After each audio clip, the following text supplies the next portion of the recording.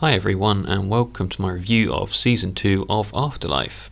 I've already covered Season 1, and it's safe to say I was not a fan. And that has not changed for Season 2. The thing I find most bizarre is that everyone seems to love it, critics and audience. It's really highly rated on IMDb and Rotten Tomatoes, but I just can't understand why. There's so much to talk about here. I don't know where to start or how to structure this review. So I think what I'll do is I'll run through the plot and then I'll talk about my problems with the show as they appear. Before I do that though, I'll just bring you up to speed with what happens in Season 1. Tony's wife dies. Now that you're up to speed, I'll just run through the... No, I'm kidding. There's more to it than that. Tony's wife dies and he's upset, so he tries to kill himself, but he can't because of his dog. Tony insults people. What? He is not a fat, hairy, nosy cocksucker. Tony fights off street youths. Are you mad? No! Fuck off, okay? Just fuck off. Tony fights off youths thieving on a moped.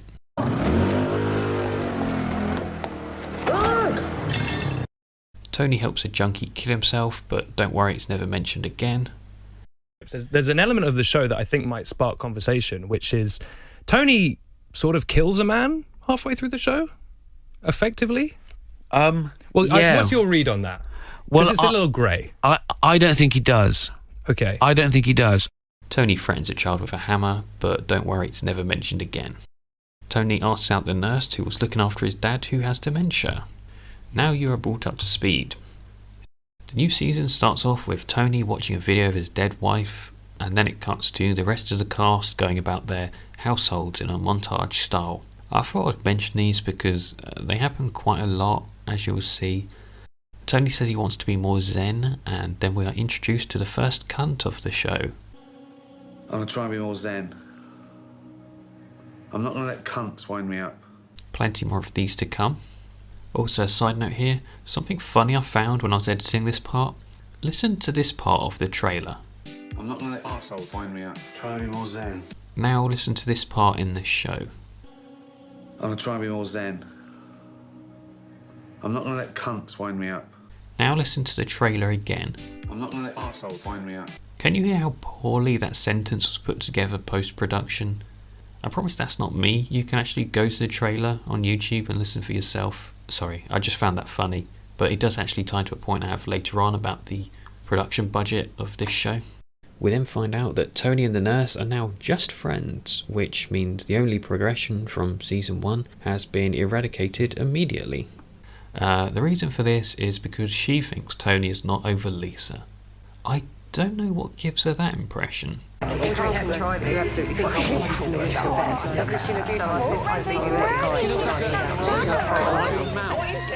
Tony and Lenny go and visit the oldest woman in Tanbury who has just turned 100, so they can write a story about it. And the joke here is that she is old and frail, but she says things you wouldn't expect, and she swears a lot. And that's the joke, you see, because you wouldn't expect that. Bollocks. Now, when me and your granddad were trying for your mum, used to come straight home from work, straight upstairs, no foreplay or anything like that. Wham, bam, thank you, ma'am, do his bit, and then afterwards he'd help me stand on my head by holding my legs. So she says some cunts. Cunts. And then they leave. Also, side note, what is Lenny's job exactly? Tony's the reporter, so why is Lenny here? This happens throughout the series, and Lenny comes along, and he takes one solitary photo, and that's it. Take a picture. Yeah. Smile. Can we take a quick picture? Oh, yeah. Great. Is that it? Take a picture. Yeah. Take a picture? Yep. Yeah, hurry up, mate. I need a piss, yeah? All right, go on. Hang on. Got it? Great. I mean, surely Tony could do this. If there's ever a scenario later on where the paper has to make budget cuts, I could think of some savings. Anyway, I'm probably just nitpicking here. We find out that Matt has been kicked out the house by his wife, so Lenny offers him his flat in exchange for his girlfriend's son doing some work experience. Then Tony tells Matt that he is trying to be more zen, so Matt invites him to a meditation class. Tony goes to visit his dad and we meet the antagonist. Well, he's not really the antagonist. He only appears about 3 times. I don't really know what the point of him is. I just enjoy the fact he's a walking cliche. See you later, babe. Tony has a chat to the woman on the bench. We are reintroduced to the psychiatrist who plays the role of Kev from Derek, a guy that says horrendous stuff. I was bleeding from the anus for a month last year and I never went to the doctor. But this time Matt is going because of the problems he has with his wife. Tony watches another clip of his dead wife and goes to the meditation class. We are introduced to the meditation class teacher, who is also a walking cliche. Illness is a state of mind. I don't want to feel ill. I don't want to feel pain.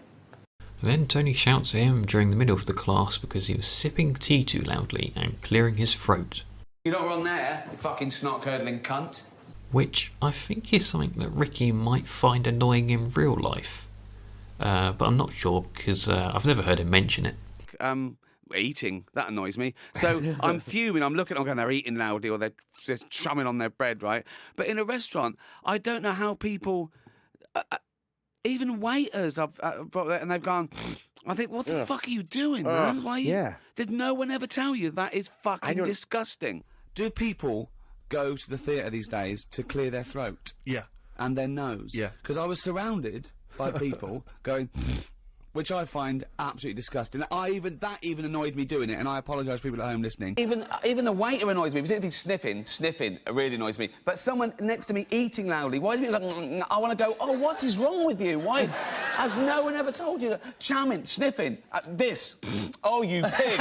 You absolute pig. What is that I thing, don't know. People do that, they chew with their mouth open. Lovely restaurant, right? It's nice and quiet. I eat about 6 p.m, so it's nice and quiet. And the waiter came over, and every time he sort of walked back and forth, he just went... And no, that would and I was going, geez, and James going, you can't say. I was going, I banned ice in drinks at my gigs because it puts me off. I'm like a right little fascist. I can't stand anyone talking or... No ice in the drinks? No, because it rattles. It's annoying me. Right? Someone could be eating soup. I'll go, we're moving. You know, noises, anything. So noisy eaters. Eaters. No. Fucking hell. Can you hear that? Fucking fat cunt eating like a fucking slug. Jesus. Listen to that. What? Big fat hippo. Oh, it's driving me mental.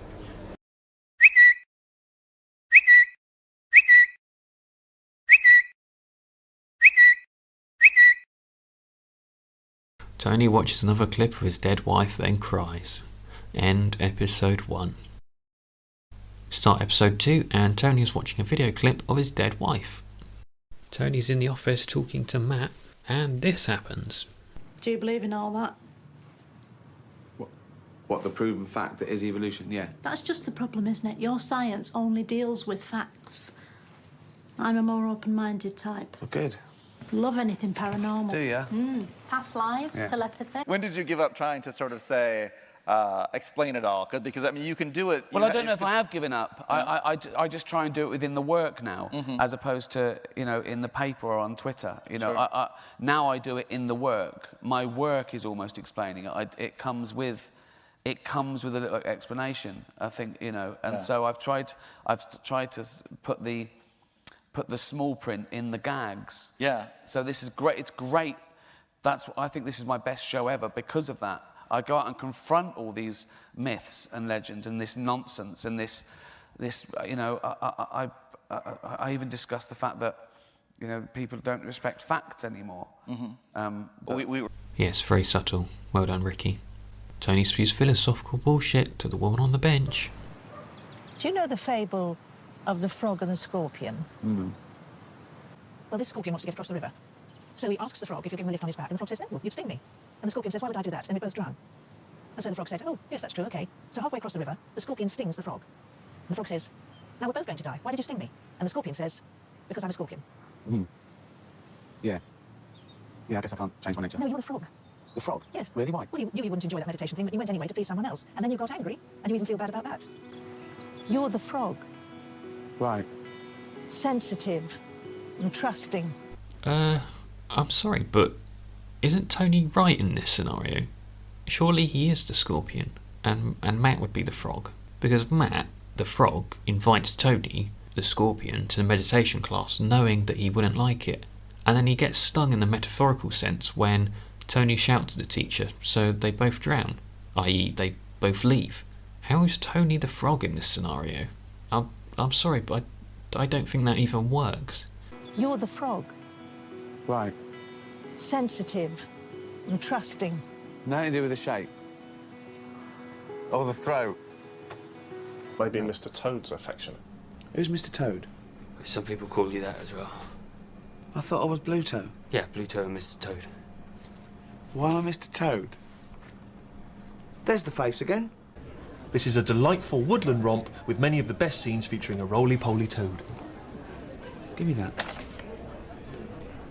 This is a review of Wind in the Willows. What's yours called then? Oh, When the Wind Blows is his. Whistle. Whistle, yeah. I said that was a picture of a frog, didn't I? It's got the same throat. Anyway, we are introduced to the new intern. This guy's character is that he's fat, lazy, stupid, and annoyingly camp. You dance, do you? Yeah, big time. Dance, sing, act, juggle. I'm an all-round package, you know? After we meet that brilliantly crafted three-dimensional character, Ooh, biscuits! we are reintroduced to Kev. And he, wait a minute. Oh, sorry, he's called Brian in this. It's not Kev from Derek, he's called Brian. It's the same actor playing the same character with a different name. Sorry, he's called Brian. What's grey and comes in pints? Elephant. All right, love. Let's break the ice. How'd you get Nun pregnant? Dress her up as a choir boy. Tony goes to interview some people at the Amdram Society, and we're introduced to Paperfig character Walking Cliché number 3. Incredibly gay man. Smarties! Yum, yum, yum! No, not that one. Oh, hello, you're from the Gazette? Yep. I run the Society, Tambury Players. Ken Otley, might have heard of me. Matt sees the therapist.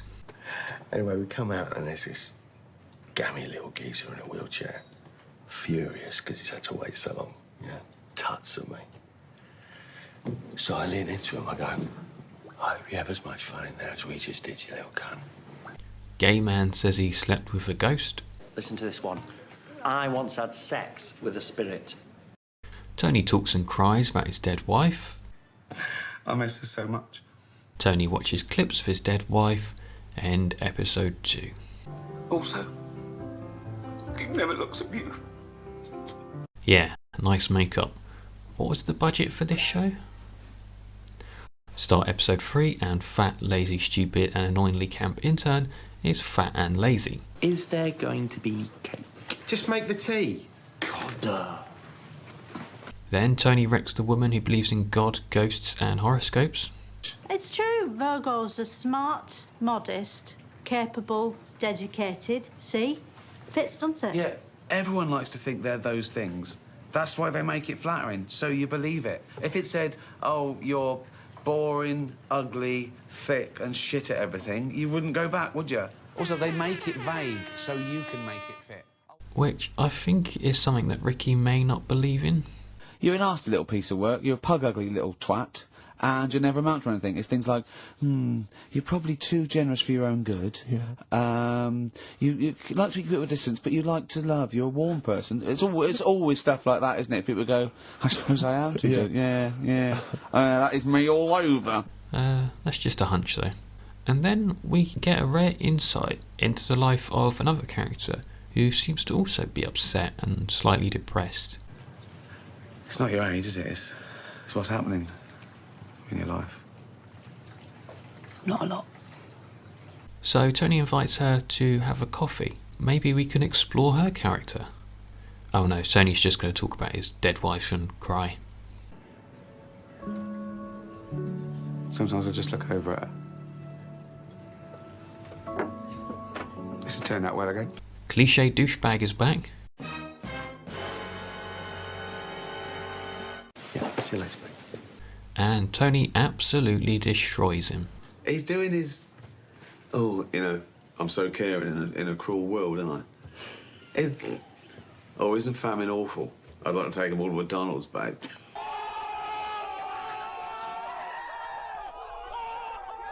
Matt visits the psychiatrist. Puff. But then we are hit with this bombshell. Something has actually happened. The bloke that owns the local newspapers says they are the only branch that loses money, so he wants to sell the building to get a lump sum and retire. So you know what that means. They may have to close. I feel like I've seen this plot point before. Right. Since the last meeting, Alan and the board have decided that we can't justify a Swindon branch and a Slough branch. No, okay, no, go on. Listen, David, don't panic. Should be good. This is it. Go on. No, listen, David, So- don't panic. It's not good news, Hannah. You see, in the budgets for the year, obviously, we have to prioritise, and because this isn't a big home, we thought it would be easiest to rehome the 20 or so residents. 22. 22 residents into a few of the bigger facilities in and around the area. I'm not rehoming them. Tony doesn't care, but it turns out that Sandy, I couldn't remember her name either, she does. So Tony promises to save it. You'll save the paper. Yeah, we'll. Tony talks to the woman on the bench. So I've got to try and save the paper for her sake, and my brother-in-law, who was sleeping on the floor of the office, is now sleeping at Lenny's council house because Lenny's shacked up with June. Do you want another take at that? You mumbled slightly there. Sleeping at Lenny's council house, sleeping at Lenny's of the office because Lenny's shacked up, sleeping with my brother-in-law, and June, sleeping with Fat Kid, is now sleeping at Lenny's council house. Just think, if I'd have killed myself, I'd have missed all this. Brainstorming session. How do we turn the paper around? How do we make it more profitable? Can I make a suggestion? How about you lay off some staff? I mean, you have 8 people working there. It's a local paper in what seems to be a tiny village. I mean, as if. This would usually be done by about 2 or 3, probably even part-time people. You have 8. And I'm not even including the fat work experience kid. I mean, Jesus, all Lenny does is go out and take a single photo. He can go for starters. There's even a receptionist. I mean, they go out and interview people, so what could she possibly be doing? Anyway, Tony talks about how he doesn't believe in the paranormal. And they're always bollocks. Well, it's not for us to say. It is for us to say. We're writing it. Yeah, but we're only reporting what was said. Right. Ghosts do exist, though. Loads of people have seen them, and there's no other explanation. Well, there is another explanation. They haven't seen them because they don't exist. How about that one? I have a feeling that Ricky doesn't believe in ghosts. Right, could I just say now for any listeners, this is not the thoughts and beliefs of the management. There is no such thing as ghosts. I do not believe in ghosts. I do not believe in ESP or any mumbo-jumbo. Tony talks about his theory of the afterlife. When you die, they burn you or bury you. You never exist again. The end. So, is this character literally just here so Tony could win an argument against her? Also, a lot of Tony's views seem to be the same as Ricky's. One thing you're good for, and you alluded to now, is you're not afraid of dividing opinion. You're not afraid of, some people saying I disagree with you and some people saying I agree with you.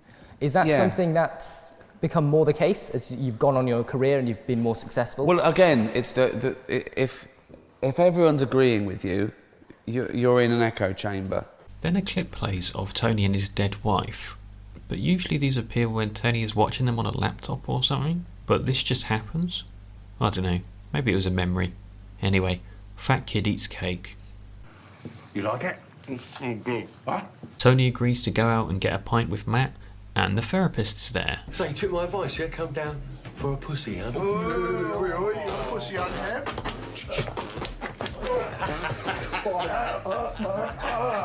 Now, the only reason I'm talking about this is because there is actually a bit in here that I like, and that is Matt's attempt at picking up women. Anyone sitting here? No, go for it. Great. Oh, it's pretty funky, isn't it? Sit down. It just kind of reminded me of the old cringe humour that was so good in The Office. So, just under the halfway mark of the entire series, and there's a scene in here that I like. Also, Douchebag is here. Tony's upset. Have a good night. Yes. You okay? Yep. Tony goes home and watches a video of his dead wife, end episode 3. Start episode 4 and skipping the boring side plot with the prosy and the postman, and Matt is talking to the therapist. Completely smashed. Covered in kebab and fanny juice. Don't ask me how. That wasn't gonna... Did too much chang, so I was lying in bed doing the luge. Till the alarm went off, then boom, shower, coffee, suit straight down to dry cleaners. Tony invites the straw man woman out to get a coffee, and we might start to get a rare insight into the life of a... Oh, never mind. And I go, hello? I go, what's wrong? And, she say, nothing's wrong. I just love you.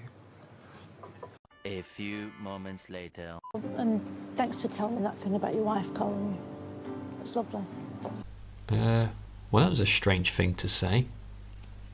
Tony buys a bottle of wine and drinks it like a sophisticated alky, and then cries to benchwoman. I couldn't even give her that. When she was dying, she was still on duty. Looking after me. She'd have loved that. I don't know. I do. Because I'm a woman too. Then a clip shows of Tony's dead wife, but this time it definitely is a video clip, and he's not watching or anything. It just plays. I don't know, I just find these transitions a little weird and pretty jarring. Anyway, by chance, Tony sees the owner of the free newspaper in a cafe, and he goes to talk to him. He asks him not to close the paper, and the owner agrees. But do you know how Tony manages to convince him not to close and sell? Well, this may surprise you. He talks about his dead wife. I wish I was joking. Has anyone asked you not to close the paper and sell the building? No. Right. Please don't. Not right, and then how do you make it? Right, yeah. That's all. I'll do that. You can't do it.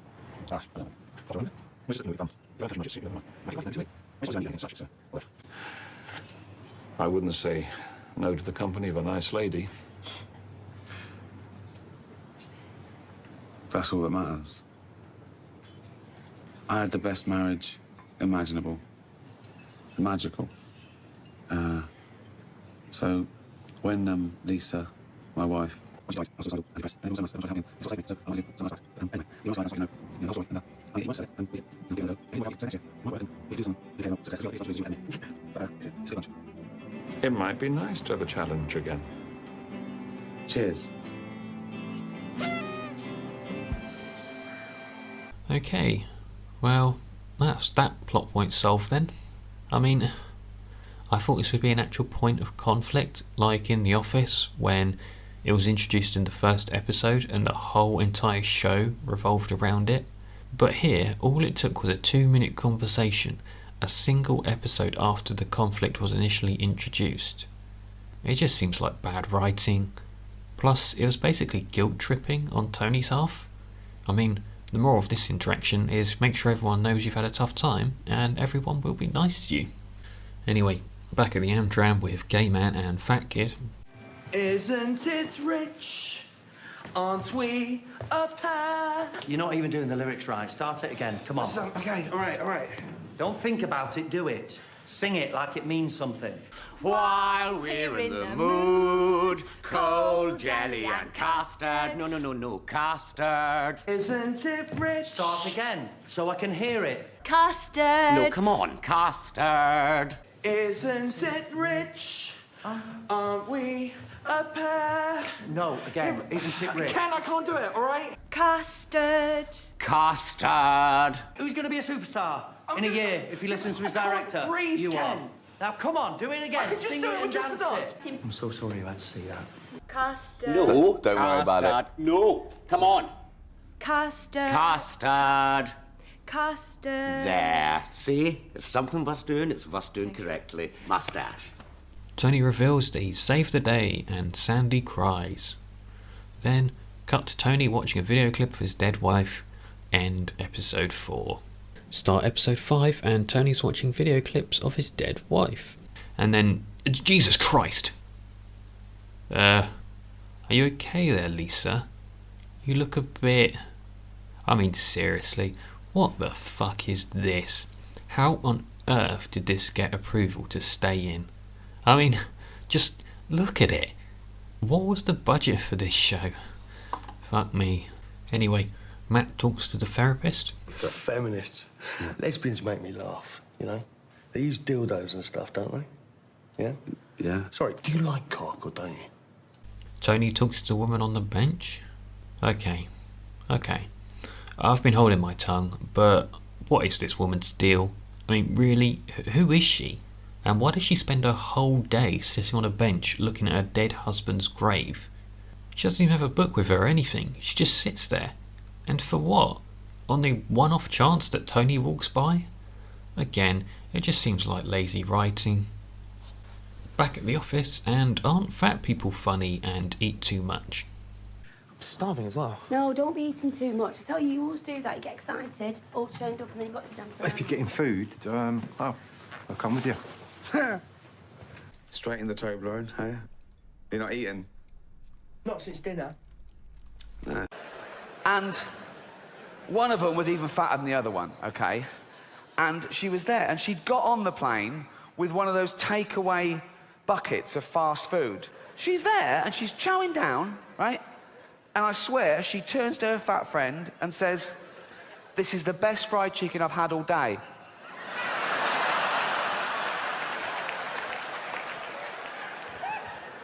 Also, Tony's crying and talking about his dead wife again. I wish I'd danced with Lisa every time she asked. It's because I was embarrassed sometimes or lazy. Ugh. Would you stop going on about your fucking dead wife? On to the big event, the Amdram performance, and Kev is talking to his brother. Oh, it's lovely to see you, mate. You all right, boy? Huh? You all right, boy? Yeah. Oh, wait, sorry, no, wrong show again. It's just, I keep forgetting because it's the same characters with the same actors but different names. Sorry. Anyway, some stuff happens. I've shut my cock up my arse. So how does that work? Basically, I cram it up there flaccid, and then I wait for it to get hard. And then Kev is on stage doing his performance. We'll do some jokes. Then we got Derek and Poppy. Yeah. What's got 2 legs and bleeds? Half a dog. And again. Sorry, wrong show again. It's Brian. It's not Kev, it's just, well, you know. Right, who wants some jokes? Just remember there are children here. What's worse than ants in your pants? Don't know. Michael Jackson. You wouldn't want him rummaging around in your underwear, would you? But then, this happens. Of every single soul in a single cell, waiting for a big bang. Oh, you dumpy little cunt. Did you just fart? Don't talk to him like that. I've told him never to hold it, and if he needs to pump, it's bad for him. He just farted. He just farted. Oh, I told you not to stand there. Oh, my God, it fucking stinks up here. She's coming off. Right, get out there. You're going to have to take over. Come on, do your dance. Give us a show. Oh, I think he's followed through. Fucking hell. Does Ricky know that you can make a TV show where one of the characters doesn't shit himself? Hang on a minute, Derek. Slow down a minute. Sausage rolls.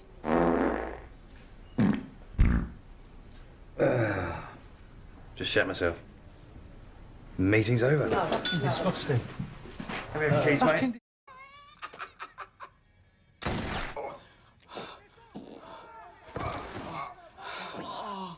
Oh, I've shit myself.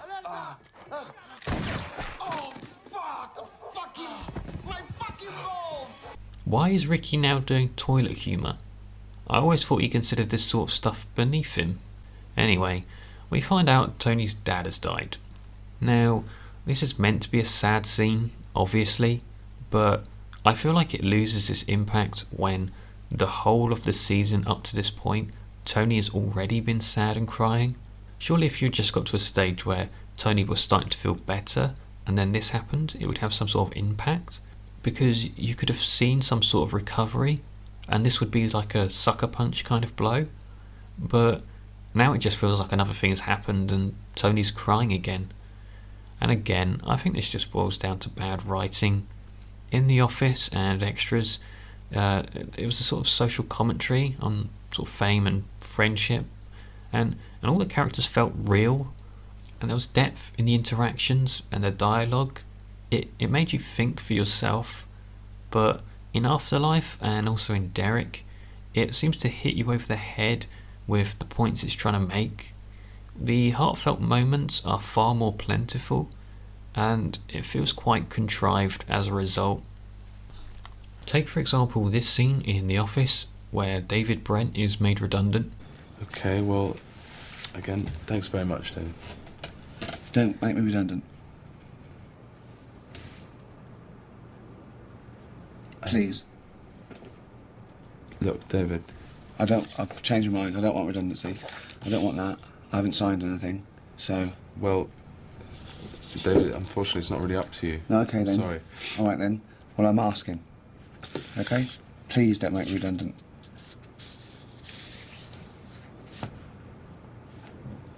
You can talk to someone, Jenny. The wheel's already in motion. No, we'll stop them, because... David, we're not going to discuss this now. No, but just say that it's not definite now, before you go. And we can... I will try twice as hard. I really will. I know I've been complacent, and I'll turn this place around if we just say that it's not definite now. And then we can... you're not going until... If you're starting from now. Starting from now. Now, you know why David is upset here. It's because this office, as shit as it was, is his life. You know he has no friends outside of this place, so he looks forward to coming in and seeing people and trying to make people laugh, and wanting people to like him. And we know this from the observations we've made throughout the series. Whereas this scene, from Afterlife, it just flat out tells you how to think and what Tony is feeling. Do you know, I've worked in this job for, God, 25 years. And I mean, I've seen lonely people, people dying, people in pain, people who've got nothing. And yet, I don't think I've ever met anyone quite as sad as him. Anyway, Tony watches video clips of his dead wife end episode 5. No, wait, a twist. Tony actually watches a video clip of his dead dad. Doesn't that make you feel even sadder now? Well, it should. That's why he showed it. Writing 101. So, almost there now. Start episode 6 and Tony is watching video clips of his dead wife and dead dad. You know, this video clip was recorded on a very high quality camera. Like, almost big studio levels of quality. I never understand why, and this isn't just exclusive to this show, but when something is meant to be recorded on a phone, why don't they just record it on a phone? It would make the whole thing feel a lot more authentic. Also, look how poorly it's been edited onto this laptop. This happens in all the scenes when Tony is watching something on it. Why not just play the video clip on the laptop and then record the laptop? I'm assuming there is a reason, as I've never seen it done before anywhere else. Maybe you can't record screen on screen very well? I don't know. But Matt sees his therapist. I'm fed up. Sick of this shit. Hearing people whinging all day long, it rubs off on me. Brings me down. Sometimes I just want to say, shut the fuck up, you whiny bitch. I'm sorry, but what exactly is the point of these scenes with a therapist? Every single one is the same, where Matt complains and the therapist says an awful thing, and that's it. I think they're meant to be funny, but I don't really get it. You know, you would never laugh out loud at any of this stuff. I feel like these scenes are meant to be funny, But when the punchline is the same every time, you know, the therapist saying something horrific, it certainly starts to wear pretty thin. We are then treated to this lovely scene. I identify as an 8-year-old girl. No, you're not an 8-year-old girl. You are what you identify as. Another easy target to make fun of, along with fat people, Christians, and people that believe in ghosts. And again, no, I'm not offended, and even if I was, I know Ricky wouldn't care. But come on, it's just, we get it, Ricky. You don't think these people are right, but we've seen this in your stuff a million times over. It really is beating a dead horse at this point. They've seen it all before. They've seen everything. Every sketch slightly rewritten. So Tony cries and watches videos of his dead dad. Then the funeral happens and Benchwoman is just chilling in the background. Then after the service, you see rare footage of her leaving the bench. But then she quickly sits back down again, where the owner of the local newspaper appears. Anyone sitting here? No. Just needed to sit down for a bit. That your husband? No, mate, it's a tombstone. Anyway, they bond because the show is that predictable. In 3 words, I can sum up everything I've learned about life. It goes on. Robert Frost. Yes. Wonderful. Yes. Life goes on.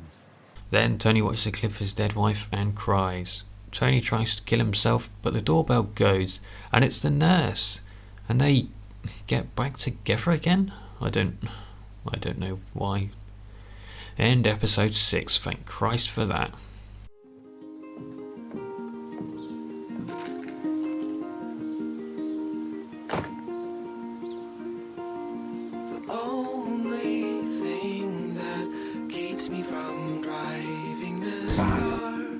It's not bad, is it? It is. No. Bad suggests that, you know, it's evil or something. You know, it's not. It's poor. It's rubbish. You know, it's shit. It's a shit sitcom. It's a shitcom? Well. Oh, we've sorted that out. Thanks very much. That's the career over. That's what one of the reviewers said. Shouldn't we? No, shouldn't make a joke about it. It's not. So now that Tony is back with the nurse, the only thing that's changed from the end of season 1 to the end of season 2 is that the dad died. Honestly, including season 1, there has now been roughly 6 hours of content, and the whole thing can be summarised in a few lines. I'm really struggling to see where the plot is going to go. I mean, how many more times can the audience be faked out by another suicide attempt? Ricky has said that this was like a Christmas Carol. This is basically a Christmas Carol. Yeah, exactly. So he goes through. Really? Yeah. That is He's Scrooged. Yeah. And I was thinking, how can I do a second series? And Tom Basden, who plays Matt in it, said, "Yeah, that's interesting." He said because you know, Christmas Carol ends and that's it. But what happens on Boxing Day? Yeah. Season 2 is Boxing Day. And I'm not sure I follow this logic. I mean, there's a reason that that story ended when it did. If they made a Christmas Carol 2 and Scrooge went back to being a miserable old sod, then what would be the point? Wouldn't that sort of be like a leopard can't change his spots? So if you were to translate that to Ricky's show, then the message would be you may as well just kill yourself because things aren't going to get better. Anyway, here's some larger points that I couldn't really get in when I was summarising the story. I wish I was like him. Without all the trauma and depression, I wish I was like him sometimes. I wish I could say what he says. And it's all about Tony. Now, this may seem like a weird criticism because, well, the show's about him, but this just takes it to a whole new extreme. Instead of making Tony's character complicated and in-depth, they've seemed to try to have done this by making the other characters one-dimensional, which makes Tony the only character with something to offer. We see absolutely nothing into the lives of other characters except when Tony's talking to them. And how often have we seen them end with Tony talking about Lisa and crying? And if that doesn't happen, it usually ends so that Tony can get in some sort of joke or some of his, as in Ricky's, personal beliefs into the show.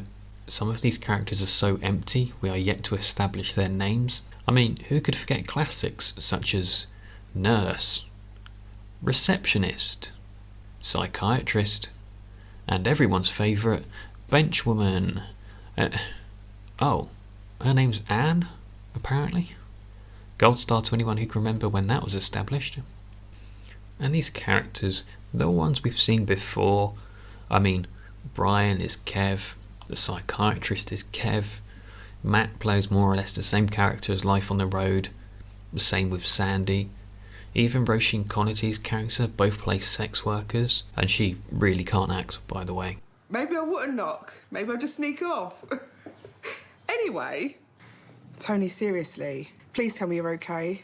The Amdram bloke is like Bunny from Extras, and every single one of these people has worked with Ricky before. Sometimes it feels like Ricky's just invited a bunch of his mates to get a nice paycheck with him so he can have a laugh whilst recording. I really got that impression when I was watching the blooper reel that they uploaded. And also, when you get more enjoyment from watching the bloopers than you do the actual show, I think there's something seriously wrong. Also, something I noticed, why do these characters always laugh after something Tony has said? You never see this in other comedies, where characters laugh at other characters. It's usually implied when something's funny, because it's a joke and you know to laugh as the audience member. But here, the characters laughed after everything Tony says, and it's almost identical to that of a laugh track. Have a look at some of these clips. But I haven't cracked it yet, so I'm just gonna have to make the most of that when I'm alive. It's a hobby. Yeah. Exactly. As an angel just entered the room. Oh no, you're eating a bun. I think I called him a snot-curdling cunt. Yeah. Oh, dear. Oh, the throat. Oh, the frog. Oh, isn't famine awful? I'd like to take them all to McDonald's, babe. Oh. Just think, if I'd have killed myself, I'd have missed all this. Because we are the biggest bunch of losers you will ever meet. But, now we're talking. You see, when the other characters laugh, it's almost telling you when to laugh along with them. Almost like a workaround for a laugh track, which is something that Ricky's always talked about despising. It's really bizarre, and it was also in season 1, so they obviously are aware of it. I don't know, you may not have noticed, but now that I've pointed it out, you probably will. And these scenes are really, really grating for me because of it. Benchwoman is the worst offender. There. I'd like you to be able to hang on to a leaf. I'd like my man to be able to shove a worm into his mouth with his front feet.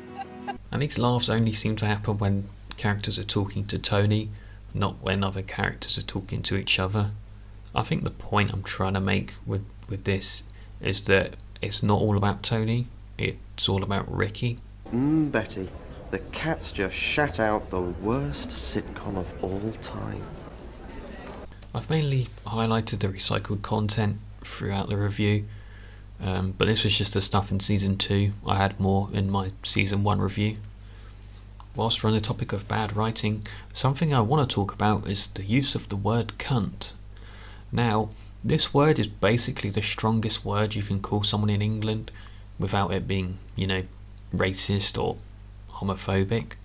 But in this show, it's bandied about quite a lot, and the use of the word is very frequent and pretty unnecessary. I mean, I don't have a problem with swearing, I couldn't give a shit, but it's using it so badly here that I have an issue with, not the actual word. Take for example the scene with the old lady. What do your family think of this? I haven't got a family, they all died. Right. Your friends here, though? They're not friends. They're cunts. All of them. I hate every single one of them. And when I outlive one of them, they bring a new cunt in to take their place. Cunts. She says that word 3 times in the space of, 20 seconds? Each time she uses it, it loses its impact more and more. When you use that word, you want it to have an impact. You want it to be a big hitter, something that will take viewers off guard. So I feel like this word should have been used once and it would have had more shock value. Unfortunately, even the first time didn't really come as a shock because of how frequently it was used in season 1. Tubby little ginger cunt. Quite happily, just go upstairs, jump off the roof, and make sure he lands on some cunt from accounts. Fucking fat cunt. Oh, don't come out, this fat cunt shut himself. It's two useless little cunts. It's just because you're a cunt. And no, I'm not grieving. He was a cunt. Cunt! To Pat, stop reading my postcards, he knows he's scruffy cunt. Cunt. Her. Cunt. The amount of times it's used in this show, it feels like that time when you were a teenager or in your early teens and you and your mates had just discovered a new swear word. I'm not gonna let cunts wind me up. Cunt. You're not wrong there, you fucking snot-curdling cunt. I think I called him a snot-curdling cunt. Silly cunt. You little cunt. Billy the cunt. Dad, say Simon is a cunt. Simon is a cunt. Called Simon a cunt. Dumpy little cunt. You silly cunt. As I say, I don't have an issue with the word, but I do have an issue with bad dialogue. Using that word as a punchline is not funny. You have to build a scenario around it and use it far less frequently.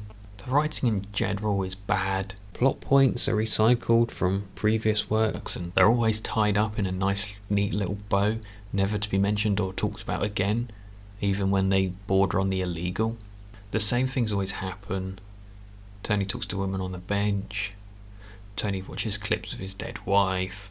Matt talks to the psychiatrist. Tony and Lenny interview someone who's mental or bewildered. And they're all filmed in the same sets, which brings me to my final point. I've never had a budget like this for TV, so... Now I've talked about the bad makeup and special effects and how every time Tony's watching a video clip, they're in crystal clear quality and very poorly edited onto the laptop he's watching them on. But what I haven't talked about is just how boringly this whole thing is shot. All the dialogue is filmed shot, reverse shot. It's all wide-angled with the occasional closest shot. There's boring montage transitions played throughout, and it's all shot in a nice light filter in a very quaint, idealistic little village. This show is meant to be about mental health and depression, but sometimes it's hard to understand that and relate to Tony when you can clearly see how privileged he is. Ricky said in this interview, this is the reason that they chose to film in this nice little village. It looks amazing, and Yeah, that it was does. sort of the point, really, because if you're not happy in your own head, it doesn't matter what the weather's like or you've got friends and family. Nothing's good, you know. So it's about him trying to come out of his own head. This dark cloud he's under. It looks amazing. But I honestly believe this to be the real reason. I had so much fun filming this, and the best summer of my lifetime. Well, was some of this filmed in Hampstead? Yes, it was. It was, yeah. Yeah, and some of it's filmed near my other house in the country. I can't. On the list of demands, it has to be within half a mile of my front door. When you're in charge. Exactly, yeah, I'm I going know. nowhere, mate. Much like the story, everything is shot so linear. If you compare it to this scene in The Office. Hello, when I'm Hog.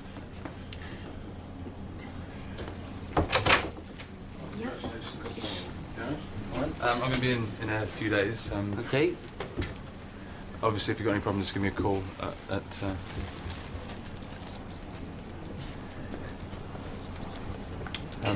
see you later. Bye, then. All right, mate. Probably wondering who they're going to offer David's job to. Me? Is he got it? Yes. Oh, brilliant. Congratulations, mate. Thank you. Well done. Things are going to start changing around here, so you can start bucking your ideas up. Something with your appearance. It's going to be a well-oiled, tight ship around these here parts. Now, there is a lot going on in this scene. We have firstly the reason for the establishing shot, which is the documentary crew filming Dawn doing her daily activities. Then you have the janitor, which, fun fact, is actually Steve Merchant's dad, in the background staring at them, which is a reoccurring gag throughout the show. And then enter Gareth and Neil, and you can see that Neil has just given Gareth the job of interim manager. So you have a reason for the scene, you have a humour element, and it actually progresses the story. But there is nothing like this in Afterlife. I can't even show you a clip to compare it to. There is nothing close to this level of quality. These sorts of scenes are plentiful throughout The Office and Extras, but I think there may be a reason why these fizzled out in Ricky's solo work. Now, I would just like to end this review by reiterating something I said in my Season 1 review. This is not an attack on Ricky Gervais. I actually like Ricky. In fact, he was one of the few people in show business that I actually looked up to because of how he made it in the business. His early TV work actually taught me quite a lot about like integrity and probably shaped my sense of humour entirely. I like the fact he doesn't seek out being famous, he despises Hollywood, he's a big champion of animal rights, and I like the fact he's been doing these live streams to try and bring people together during such a shitty time. I think this is partly the reason why I dislike this show so much. I think it's the frustration of knowing that he can do so much better than this shit. This whole project seems like a bit of an ego trip, just a place where he can get some of his personal views out there whilst having the convenience of doing so in his own back door with his friends, and getting paid a hell of a lot for it, because the money certainly wasn't being used on set design, makeup or special effects. Well, that's pretty much it. This video went on about 5 times longer than I expected, so hopefully you like it. Like the video if you want, but dislike it if you want. I may do one of these for season 3, it depends how bad it is. Ricky doesn't usually make TV shows this long, so if anything it will at least be interesting to see where this goes. Right then, see you all later. See you later, babe.